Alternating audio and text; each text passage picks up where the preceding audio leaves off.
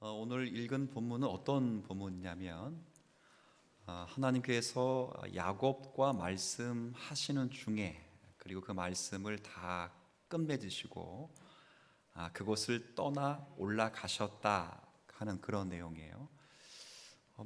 그게 무슨 특별한 일이라고 제목까지 선정했느냐 이렇게 생각하실 수 있겠습니다만은 지금까지의 정황상 이건 굉장히 특이한 기록입니다. 왜 그러냐면 그 전까지는 하나님이 항상 야곱과 동행하셨기 때문에 특이한 거예요. 그러니까 심지어 야곱이 하나님을 망각하고 야곱이 하나님 앞에서 세월을 허비하고 있는 동안에도 하나님은 단 한 번도 야곱과 함께하지 않았던 시간이 없었단 말이에요. 그래서 그에게 고난과 그 역경을 만나게 해서 시련을 통해서 하나님 앞으로 인도하셨던 하나님이 오늘 본문에 보니까 베델에서 하나님이 야곱과 친밀한 역사를 보이신 이후에 직후에 떠나 올라가셨다라고 기록하는 것은 그런 의미에서 특이한 기록입니다. 그러니까 물어야 되는 거예요. 그러니까 여러 차례 하나님이 야곱에게 찾아오셨거든요. 그럼 그때마다 떠나 올라가셨을 텐데 그때는 그런 기록을 안 했단 말이에요. 그러니까 이제 성경의 제1저자가 성령이라는 것을 감안하면 성령께서 모세의 어떤 인지 능력과 감성과 의지를 하나님이 사용하셔서 이런 기록을 쓰게 했다면 이 표현에는 굉장히 특별한 의미가 있을 거라고 생각되어서 이 떠나 올라가시는지라라는 이 의미 속에 담겨진 주의 뜻이 뭔가 헤아리면서 우리 다시 한번 말씀 앞에 섰으면 좋겠습니다. 여기에 대한 답을 제가 여러분에게 제시하려고 할 때 간단하게 말씀드리면 한동안 하나님이 야곱에게 나타나시지 않았다는 것을 여러분에게 말씀드리면 이게 답이 되는 거예요. 무슨 말이냐면 실제로 자, 오늘 창세기 몇 장 읽었어요? 35장 읽었어요. 다음 주에 지금 35장을 한 달째 하고 있습니다. 굉장히 중요한 장이라. 그럼 만약에 2장을 넘어갔다. 그럼 몇 장 읽으면 되겠어요? 다음 장은 46장 읽을 거예요. 넘어가. 야곱 안 나와. 이제 안 나온다고. 수십 년 동안 하나님이 안 나타나셔 야곱에게. 그 말씀 드리는 거예요. 그래서 수십 년 동안 안 나타나려고 하는 시점에서 떠나 올라가셨다라는 표현을 처음 썼단 말이에요. 곧 나타나시면 떠나 올라가셨다는 표현을 안 썼단 말이었다. 계속 나타날 거니까. 근데 수십 년 동안 안 나타나시거든요.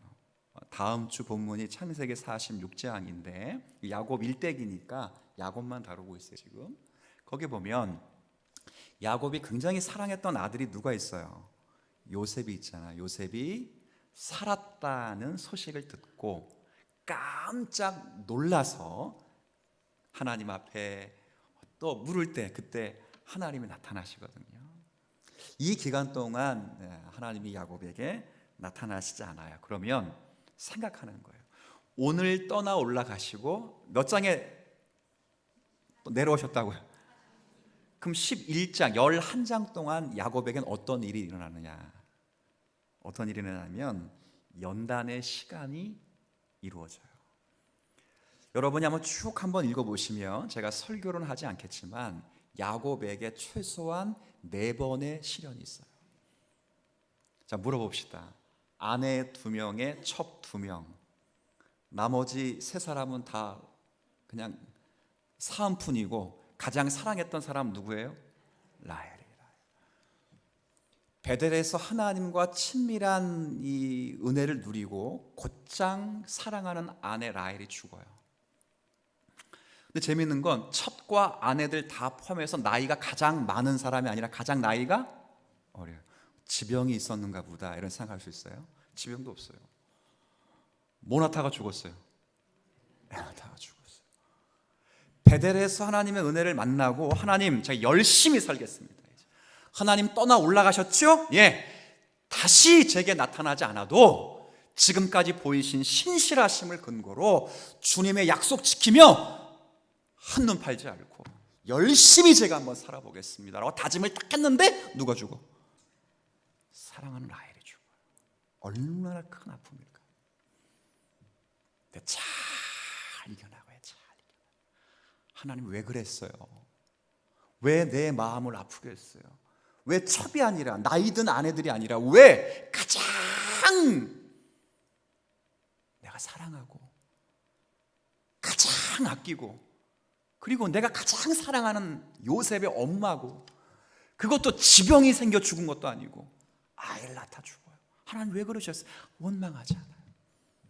묵묵히 참으면서 하나님의 심오한 뜻을 생각해요. 또 누구 잃었을까요? 요셉 잃어버리는 거예요. 46장에 가서야 요셉이 살았다는 걸 알지. 야곱은 요셉이 어떻다고 알았어요? 죽었어요. 그리고 나중에 또 가보면 요셉 동생 베냐민 잃어버리는 거예요. 근데 에스더의 고백처럼 죽으면 죽으리라는 마음으로 베냐민을 보내는 거예요. 나중에 보세요. 르우벤도 자기 첩을 건드리면서 희한한 집안에 콩가루 집안처럼 역사가 일어나는 거예요. 그러나 그 모든 인내의 과정을 야곱이 하나님이 간섭이 없음에도 불구하고 자 묻겠습니다. 승리했다 실패했다? 승리했다. 지금 뭘 말씀드리는 것이냐? 그러면 오늘 본문이 끝나면 베델 언약이 끝이 나요. 그리고 30년 세월이 흐르는 동안 야곱이 믿음의 연단의 과정을 겪어야 된다는 걸 보여주는 거예요. 믿음의 연단이라고 하는 건 다른 게 아니에요. 그동안 하나님이 야곱에게 보이신 신실하심을 기억하고 그 신실하신 하나님께만 뜻과 소망을 두면서 믿음의 길을 걸어야 한다는 거예요. 그리고 믿음의 길을 걸어가는 중에 맞이하게 되는 모든 시련과 고난과 연단을 통해 본인은 성장해야 된다는 걸 성경이 우리에게 가르쳐 주는 거예요. 더 쉽게 말해요. 하나님이 때마다 시마다 찾아오셔서 미주알 고주알 이렇게 말씀하신 하나님은 아닌 거예요. 그건 애 때나 가는 거예요. 애 때나. 자, 아이가 오늘 요즘 날이 좀 서늘해요, 더워요. 학교에 반바지를 입고 가는 거예요. 반바지. 그 왜 입고 가냐 했더니 끝나고 축구해야 된다고. 그러니까 나이가 어리니까 옷을 어떻게 해줘야 되겠어요? 밖에 12도까지 떨어졌거든. 그럼 어떻게 해준대요? 바꿔주는 거예요. 미주알 고주알 간섭하는 거예요. 간섭. 그런데 30살이 다 됐는데 반바지 입고 나간다고. 아야 잠깐 서라. 옷 벗기고 긴 바지 대주고 빨간색 마음에 들어 파란색만 안 하는 거예요. 신앙은 그거예요. 신앙. 근데 놀라운 건 야곱이 그 믿음의 연단을 통과했다 못했다 하는 거예요. 왜? 지금까지 야곱이 하나님의 신실하심을 너무 많이 경험했거든. 여러 차례 나타나셔서 야곱을 책망하시고 꾸짖으셨어요. 야곱이 하나님의 말씀대로 살아가지 못하고 여전히 허점투성이어서 자신의 아집과 고집대로 인생을 점철시키는 그런 허비한 인생을 살아서도 하나님이 약속하신 자녀를 포기하지 않는 하나님의 집념을, 하나님의 약속을 의지해서 그가 바라봤어요. 그래서 지난주에 살핀 것처럼 하나님은 야곱에게 마지막으로 자신을 소개할 때 나는 전능하신 하나님이라고 소개한 거예요. 야곱이 그 하나님의 신실하심을 믿는 거예요. 자기를 떠나 간들, 자기를 떠나 올라가신다 한들 하나님은 여전히 영으로서 나와 함께 하시고 하나님은 신실하시며 내게 약속을 반드시 이루시는 전능하신 하나님이십니다. 야곱이 그 믿음을 가진 거예요. 그 믿음. 그러니 4번의 시험에 승리한 거예요.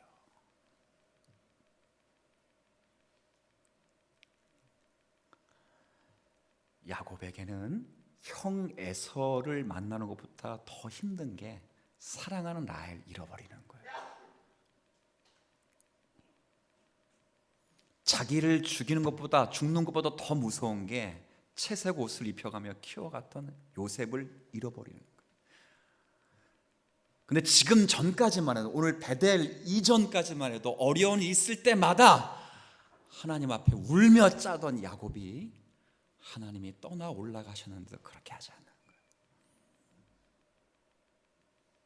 믿음의 연단 속에 신앙이 훈련받는 거예요. 제가 왜 이런 이야기를 드리겠습니까? 오늘 찬양대 제목이 또 공교롭게도 뭐예요? 아닌 것 같은데? 내 마음이 낙심되며. 근데 많이 반복되는 그 후렴구 뭐예요? 그렇죠. 마음이 낙심이 되는 거예요. 삶을 살다 보면. 왜 신자에게 그런 일이 없겠습니까? 왜 하나님의 백성들에게 그런 일이 없겠습니까? 그러나 거기서 우리가 일어날 수 있는 건 하나님이 아니 계신 것처럼 보이더라도 그 은혜가, 지금까지 은혜가 내게 족하고 그것만으로도 충분하고, 지금도 하나님은 영으로서 우리와 함께 하셔서 우리를 인도하시는 전능하신 하나님이시기 때문에 일어나는 거예요. 모두에게 허락되는 거예요. 잘 들으셔야 돼요.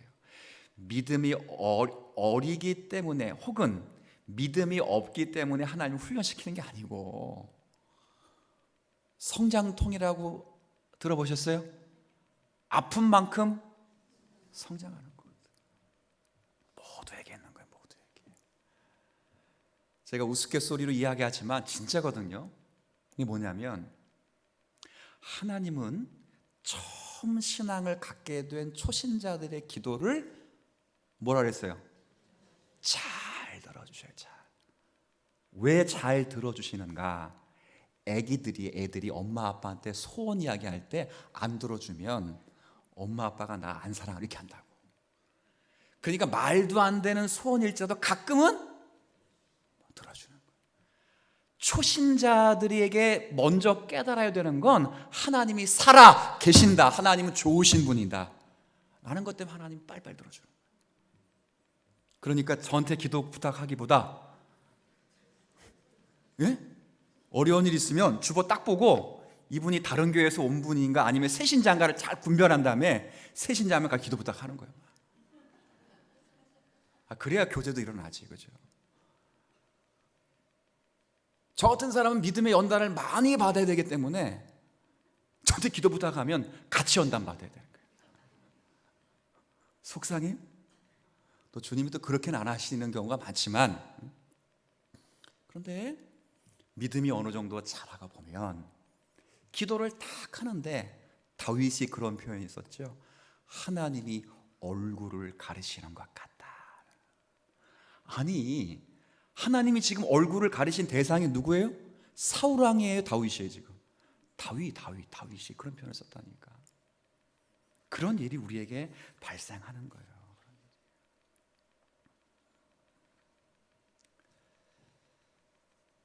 우리에게 그런 일이 발생하면 우리도 딱 느껴야 돼요. 야곱처럼 믿음의 연단의 과정 속에 내가 있구나. 그렇게 알아들을 수 있는 저와 여러분이 되었으면 좋겠어요. 자, 그죠? 누구로 인하여 시험이든, 내가 당면한 시험이든, 하나님이 나의 죄를 고치기 위한 시험이든, 아니면 소망을 주시기 위한 순전한 우리의 죄와는 관계없는 시험이든, 딱 어려움과 역경과 고난을 만나면 딱 드는 게, 야곱처럼 나를 믿음의 성장을 시키는구나 라고 생각하실 수 있는 은혜가 있었으면 좋겠어요. 그럴 때 자라가는 거예요. 익어가는 거예요. 그럴 때 설령 하나님이 얼굴을 감추는 듯한 시간 속에 있다 할지라도 우리는 하나님이 여전히 신실하시고 우리를 인도하시는 하나님으로 계신다는 사실을 잊지 말아야 할 겁니다. 그래서 제가 여러분에게 오늘 이야기하고 싶은 건 이거예요. 이 땅을 살아가는 성도의 현실에 대해서 이야기하고 싶어요. 이게 뭐냐? 이중적인 삶이에요. 이중적인 삶이라는 게 이게 박쥐나 쥐 이야기하라는 게 아니라 우리 세상에서 성도는 이중적인 삶을 살아갈 수밖에 없다는 거예요. 이게 뭐냐? 예수님께서 마태복음 13장에 보면 유명한 천국 비유를 말씀하셔요. 이 천국 비유 가운데 몇 가지 비유 가운데 그 가운데 천국을 알곡과 가라지의 비유로 말씀하시는 본문이 나와요. 너무 잘 아시는 본문. 그때 예수님 뭐라 말씀하셨냐면 천국은 마치 제 밭에 좋은 씨를 뿌리는 사람 같으니라고 했어요. 그러니까 천국은 그 사람의 넉넉함을 이야기하는 거예요. 그러니까 좋은 씨를 밭에 뿌렸으니 자 뭐가 나겠어요?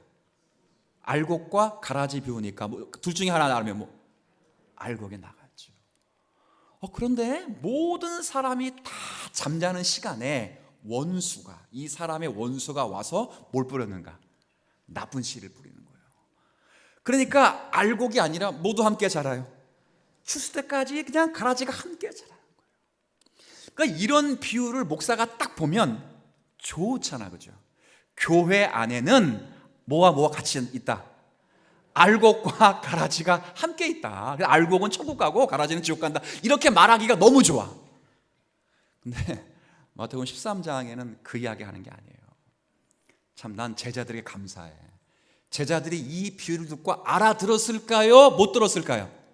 못 들었어. 못 알아들었기 때문에 예수님께 뭐 했을까? 질문을 한 거지. 자, 따라합시다. 모르면 물어야 되는 거야. 모르는데도 아는 척하면 우리도 이거 몰랐다. 제자들이 얼마나 용감한지. 예수님 모르겠어요. 예수님이 답을 해주셔. 야, 어려운 거 아니야. 제 밭에 좋은 씨를 뿌리는 사람은 인자요. 인자가 누구예요? 예수님 하나님이셔요. 밭은 목사님이 그렇게 말하면 밭은 교회요 이렇게 말해야 된다고. 근데 예수님은 교회요 이렇게 말하지 않고 뭐라 그랬어요? 그렇죠. 밭은 세상이에요. 세상이에요. 세상. 교회가 아니고 세상이에요. 그리고 좋은 씨는 천국의 자녀들이요. 나쁜 씨는 그러면 말은 지옥의 자녀들이 이렇게 말하고 싶은데 악한 이들의 아들들이 이렇게 말한다고요. 이 말은 뭐냐? 성도가 세상 속에서 어떤 처지에 놓여 있는가 그 이야기를 하는 거예요. 성도가 이 세상 속에서 그러니까 세상에 사는 하나님께 속한 성도들에 관한 비유예요. 이 비유에서 하나님께 속한 자, 곧 좋은 씨에 해당하는 자들은 이 세상에 살 때 어떤 처지에 처하게 되는가? 간단해요. 이 세상은 가라지처럼 좋은 알곡들을 삼키려 하지만 우리는 그 안에서 영향을 받지 않고 추수 때까지 하나님 안에서 반드시 자라가느니라 그 말이에요. 반드시 자라간다는 거예요. 자라간다는 거예요. 가라지가 그냥 막 덤벼서 좋은 알곡의 모든 곡식의 영양분들을 다 칼취하는 것처럼 보여도 참된 성도는 세상에서 그 영향력을 간접적으로 받을지라도 하나님이 함께 하시는 놀라운 은혜로 반드시 자라가는 거예요. 세상은 신앙인들을 죽이려고 하고 세상은 연단받는 믿음의 성장을 위하여 훈련받는 주의 백성들을 어둠의 세력으로 끌어내려고 애를 쓰지만 우리는 예수 안에서 예수로 말미암아 자라가는 거예요. 이게 교회예요. 교회. 야곱이 이걸 누리는 거예요. 이거 야곱이 그렇게 하는. 어디에 절정에 이르게 되는가? 베냐민을 보내면서 그리고 마지막에 야곱 일대기 마무리하며 살펴볼 거예요. 자녀들을 축복하면서 뭐라 말하는가? 내가 내 할아버지 아브라함보다 내 아버지 이삭보다 내가 더 하나님을 안다. 놀라운 고백이에요. 놀라운 고백. 교만이 아니라 하나님이 인생에 개입된 은혜가 그만큼 크다라고 고백하는 거예요.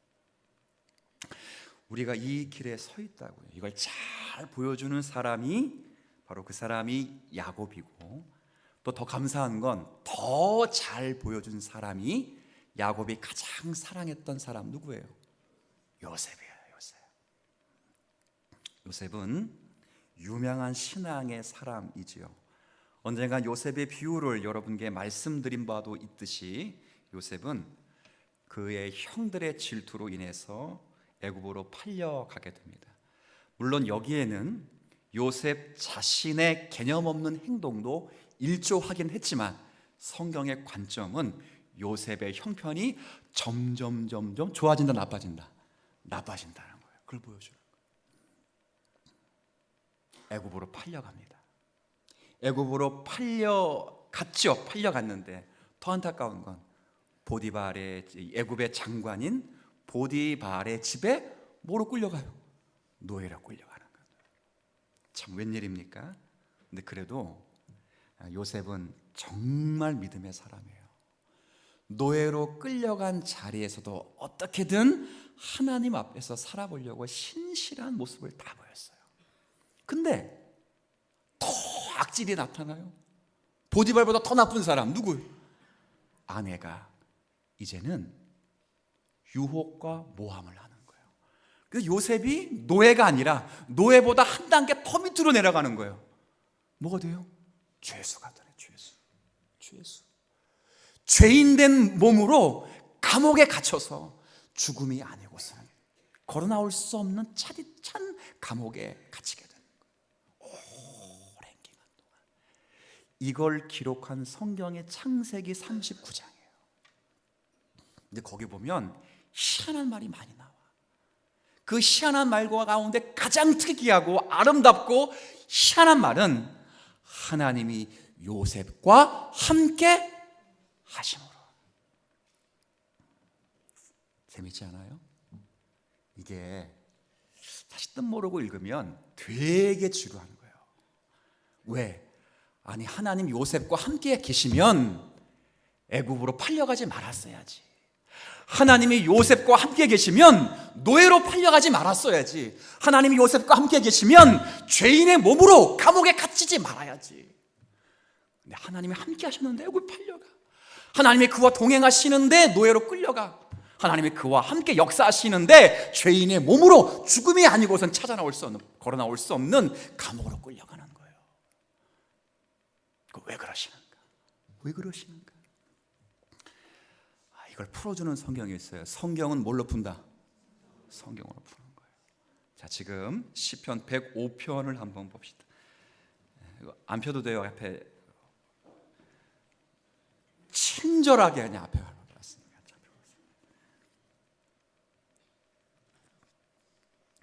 자, 읽어보면 그라는 주어가 많이 나오는데 세 주어예요. 대상이 셋이에요.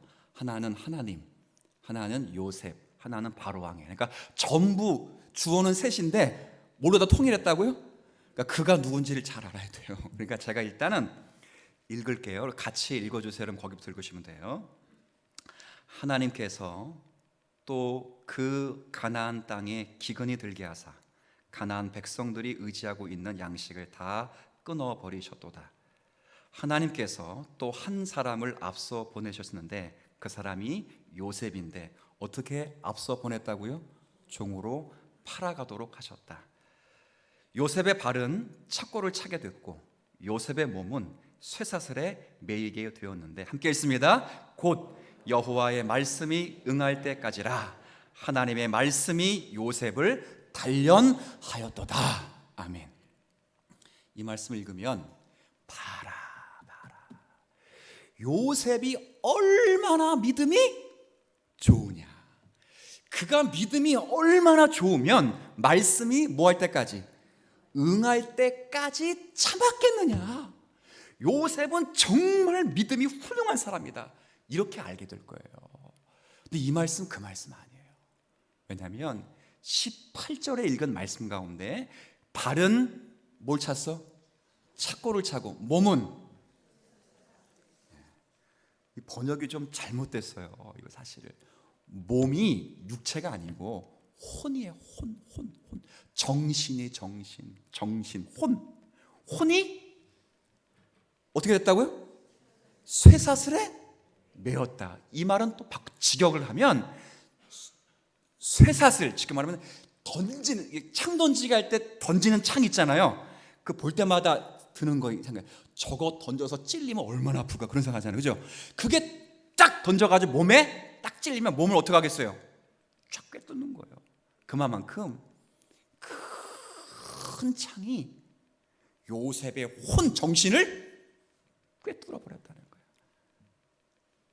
노골적으로 말하면 정신이 나갔다는 거예요. 혼비백산했다는 거예요. 그러니 야곱이 믿음이 좋아서 감옥에 있으면서 하나님 말씀은 반드시 응할 거라고 꽉 붙잡은 게 아니라, 요셉은 지금 포기하고 싶고 죽고 싶은데 하나님이 요셉을 통해서 세우신 목적과 계획이 계시기 때문에 그 자리에까지 요셉이 서야 하기 때문에 하나님이 요셉을 끝까지 뭐하고 있었다고요? 붙잡고 계셨다는 거예요. 붙잡고 계셨다는, 간섭하고 계셨다는 거예요. 왜 그렇게 하시는가? 그 다음 절 20절부터 22절에 답이 있는데, 여러분 빨간 글씨부터 여러분이 읽으시면 돼요. 제가 또 읽어드릴게요. 바로 왕이 이제 감옥 때입니다. 마지막 때에 바로 왕이 사람을 보내요. 요셉을 석방하며 뭇 백성의 통치자가 요셉을 자유롭게 하였도다. 요셉을 바로 왕의 집의 주권자로 삼아 바로 왕의 모든 소유를 관리하게 하고, 이 22절 함께 했습니다. 시작. 그의 뜻대로 모든 신하를 다스리며 그의 지혜로운, 아멘. 자, 그의 뜻대로, 그가 여기서 누구예요? 요셉의 뜻대로, 그렇죠? 모든 신하를 다스리며 그의 지혜로, 그의 또 누구예요? 또 요셉의 지혜로 애굽의 장로들을 교훈하는 자리에까지 이르게 되었도다 하는 거예요. 누가 만든 거예요? 알곡과 가라지의 비유 속에 보세요. 이걸 세상이 만들지 않았다는 거예요. 요셉이 30세에 그 당시에 유일무이한 애굽이란 나라의 총리가 되어서 실력이 있게 된 것은, 만약에 세상이 만들었다면 바로 왕궁에서 이런 걸 만들어줘야 돼요. 근데 이런 실력, 그의 뜻대로 모든 신하들을 다스리고 그의 장로들로, 그의 지혜로 장로들을 훈계할 수 있을 그 실력이 어디서 만들어졌어요? 감옥에서 만들어요. 감옥에서 뭘 만들었겠어요? 감옥에서 뭘 배웠겠어요? 이건 세상은 요셉을 죽이려 하고, 세상은 요셉을 모함하고 가두려고 하지만, 하나님은 그 속에서 영향받지 않고 요셉을 세우실 수 있는 전능하신 하나님이라는 거예요. 이 하나님이 저와 여러분의 하나님이신 줄 믿으셨으면 좋겠어요. 세상이 여러분에게 덤벼요? 따라합시다. 이런 것도 안 따라 하시더라고요.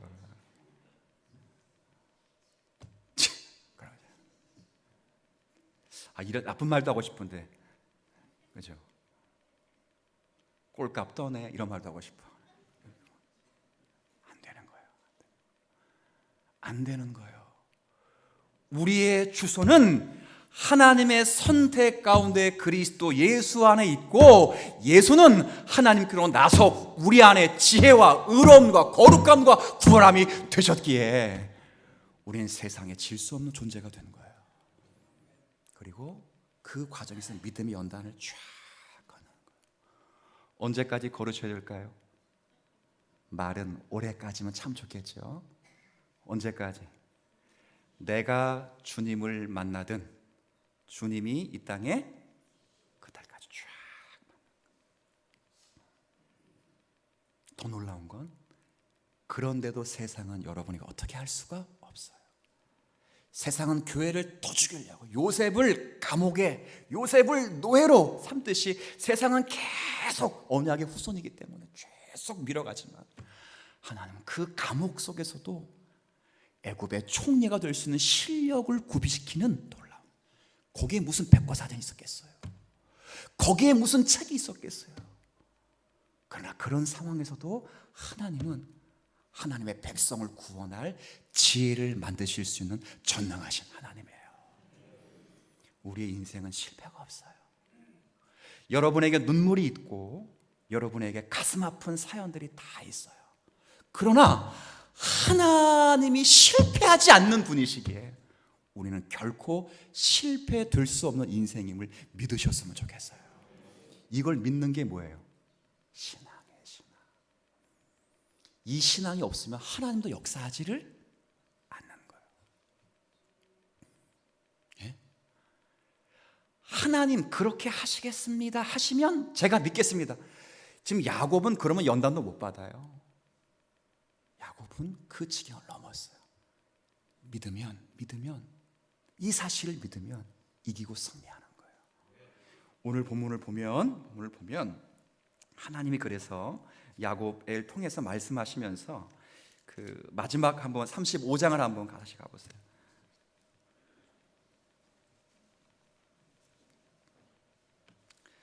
자, 35장 14절 15절 한번 같이 야곱이 다짐하는 게 나와요. 다짐. 이 다짐이 있고 나서 연단이 시작돼요. 14절 15절 시작. 야곱이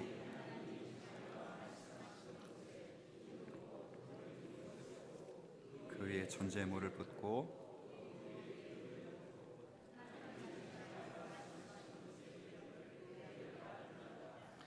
자, 지금 잘 보세요. 35장 처음 시작했을 때 하나님이 야곱에게 어디로 올라가라 그랬어요? 그 진짜 올라와서 다 했잖아. 이름도 바뀐 거 확인하고 하나님 음성도 듣고 하나님의 나라 이게 또 말씀했잖아요. 그 베델인 거 알아. 근데 마지막 15절에 그곳의 이름을 야곱이 드디어 뭐라고 불렀어요? 이 말은 베델의 의미가 이제 알았다는 거예요. 베델의 의미가. 베델의 의미를 이제 알았다는 거예요. 다시 30년은 전에 야곱이 삼촌네 집으로 도망하면서 베델에서 돌 기둥을 세웠던 것처럼, 너무 빨리 하면 안 되겠다. 돌 기둥을 세웠던 것처럼 다시 세운다는 건 그때는 잘 모르고 세웠다는 거예요. 주저리 약속 건 거 아니에요. 근데 오늘 본문에는 다시 세우면서 하나님의 약속은 신실하시니 이제부터 하나님의 언약을 믿으며 살아가겠습니다 하고 마지막에 돌 기둥 붓고 마지막에 분 게 뭐예요? 전제물이에요. 전제물. 이건 제사 가운데 마지막에 붓는 희생이에요. 이거 어디서 많이 봤죠? 신약 성경에 이르면 사도 바울이 자신의 순교를 직감하고 한 말이 뭐냐? 내가 전제와 같이 부어주고 떠날 기약이 가까워졌다는 거예요. 자신의 생이 두 쪽에 나도 하나님은 신실하시기에 주님 붙잡고 남은 생을 살아가겠습니다. 다짐과 헌신이 있는 거예요. 그 헌신에 하나님은 역사하셔서 비록 하나님이 이래라 저래라 개입하지 않으셔도 언제나 성령 가운데 함께 하셔서 그의 길을 지도하시니 하나님은 영광을 받으시고 야곱의 길은 믿음의 연단이 되어서 하나님을 알아가는 놀라운 축복을 누리는 족장이 된 것으로 압니다. 이 삶이, 이 믿음이 우리 모두에게 동일한 역사로 적용됨을 기대하고 그런 소망을 안는 저희들이 되었으면 좋겠어요. 하나님,